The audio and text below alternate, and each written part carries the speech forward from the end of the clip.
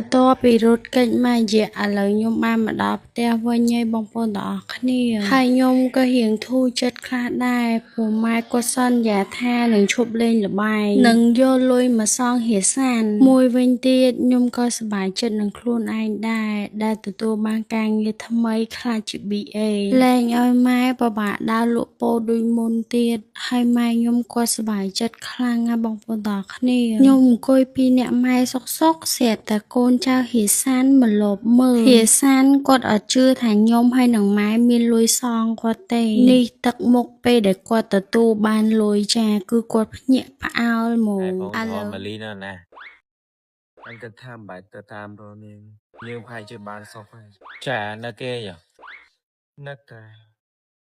thà lâu ra kết thử mấy bục oi pay tôm bàn mà âm follower thân mà ai cái ta ban mà âm follower nó mà lim hỏi với mẹ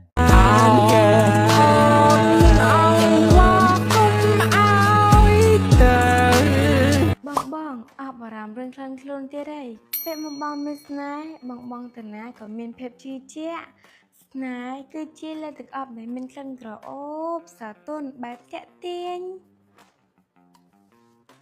បន្ទាប់ពីរត់គេចមករយៈឥឡូវខ្ញុំបានមកដល់ផ្ទះវិញហើយបងប្អូនទាំងអស់គ្នាហើយខ្ញុំក៏រៀងធូរចិត្តខ្លះដែរព្រោះម៉ែគាត់សន្យាថានឹងឈប់លេងល្បែងនឹងយកលុយមកសងរាសានមួយវិញទៀតខ្ញុំក៏សប្បាយចិត្តនឹងខ្លួនឯងដែរដែលទទួលបានការងារថ្មីខ្លះជា BA លែងឲ្យម៉ែពិបាកដើរលក់ពោដូចមុនទៀតហើយម៉ែខ្ញុំគាត់សប្បាយចិត្តខ្លាំងណាស់បងប្អូនទាំងអស់គ្នាខ្ញុំអង្គុយពីអ្នកម៉ែសុកស្រាប់តែកូនចៅហេសានមកលបមើលហេសានគាត់អត់ជឿថាខ្ញុំហើយនឹងម៉ែមានលុយសងគាត់ទេនេះទឹកមុខពេលដែលគាត់ទទួលបានលុយចាគឺគាត់ភ្ញាក់ផ្អើលហ្មងឥឡូវមិនបង្អង់យូរខ្ញុំក៏មកបិទជាមួយអាក់នេម៉ាស់ព្រោះខ្ញុំប្រើម៉ាស់នេះត្រូវបងប្អូនទាំងអស់គ្នាមុននៅជុំវិញមាត់របស់ខ្ញុំនឹងឥឡូវវាចាប់ផ្ដើមក្រាបទៅវិញអញ្ចឹងហើយសម្រាប់បងប្អូនដែលមានមុខមុនមុខខ្លាញ់រញើសធំស្នាមមុនអីហ្នឹងអាចប្រើជាមួយអាក់នេម៉ាស់បានពេលដែលយើងបិទគឺយើងទុកចោលរយៈពេល15ទៅ20នាទីមកបងប្អូនទាំងអស់គ្នាដើម្បី